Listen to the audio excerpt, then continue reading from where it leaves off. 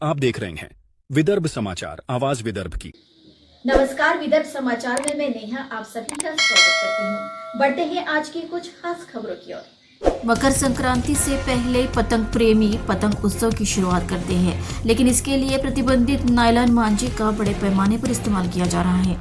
Nylon मांझे की बिक्री पर अंकुश लगाने के लिए चंद्रपुर पुलिस विभाग ने मूल और दुर्गापुर पुलिस स्टेशनों के अंतर्गत कार्रवाई की।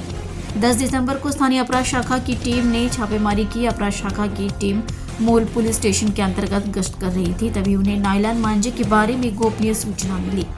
जब मूल के नागोस मोहल्ला निवासी 20 वर्षीय साहिल नागोस के घर की तलाशी ली गई तो पतंग उड़ाने में इस्तेमाल होने वाले 17,000 रुपये मूल्य के 34 प्लास्टिक के छल्ले जब्त किए गए। आरोपी साहिल नागोस के खिलाफ मूल पुलिस स्टेशन में धारा 223, 292, 336 और 56 के तहत मामला दर्ज किया गया है। नागपुर में चल रहे शीतकालीन सत्र में विधायक किशोर जोरगेवार ने चंद्रपुर और घुग्गुस में नजल भूमि पर बने मकानों को स्थायी पट्टे देने की मांग की। इस पर राजस्व मंत्री चंद्रशेखर बावनकुळे ने कहा कि वे जिला कलेक्टर के समन्वय से तुरंत नजल पट्टा वितरण अभियान शुरू करेंगे और सरकार चंद्रपुर घुग्गुस के पट्टे वितरित करने का निर्णय लेगी। विधायक किशोर जोरगेवार चंद्रपुर और घुग्गुस में नजूल धारकों को स्थायी पट्टे दिए जाने की लगातार मांग कर रहे हैं और उनकी ओर से इस पर कार्रवाई की जा रही है। विधायक किशोर जोरगेवार की मांग के बाद राजस्व मंत्री चंद्रशेखर बावनकुळे ने मुंबई और चंद्रपुर में बैठकें भी की है। इसी बीच नागपुर में चल रहे शीतकालीन सत्र में विधायक किशोर जोरगेवार ने एक बार फिर यह मुद्दा उठाया।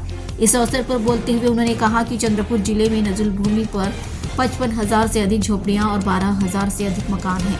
राजस्व मंत्री ने बैठक में स्पष्ट निर्देश दिए कि इन नागरिकों को कानूनी अधिकार देने के लिए मतगणना का खर्च खनिज विकास कोष से दिया जाए।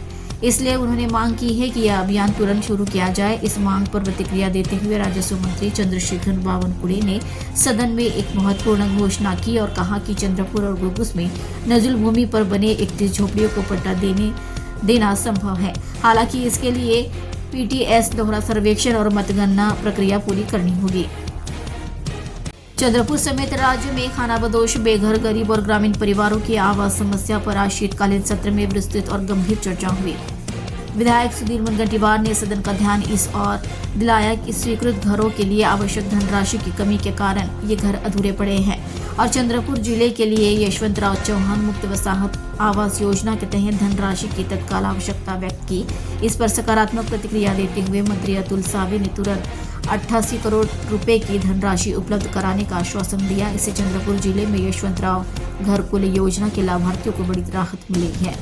आज शीतकालीन सत्र में चंद्रपुर जिले में यशवंतराव चौहान घरकुल योजना के अंतर्गत आने वाले खानाबदोश, बेघर, गरीब और ग्रामीण निवासियों की आवास समस्याओं पर विशेष ध्यान देते हुए आधे घंटे तक चर्चा हुई। इस अवसर पर विधायक सुधीर मुनगंटीवार ने सदन के समक्ष नागरिकों की वास्तविक समस्याओं को स्पष्ट रूप से प्रस्तुत किया।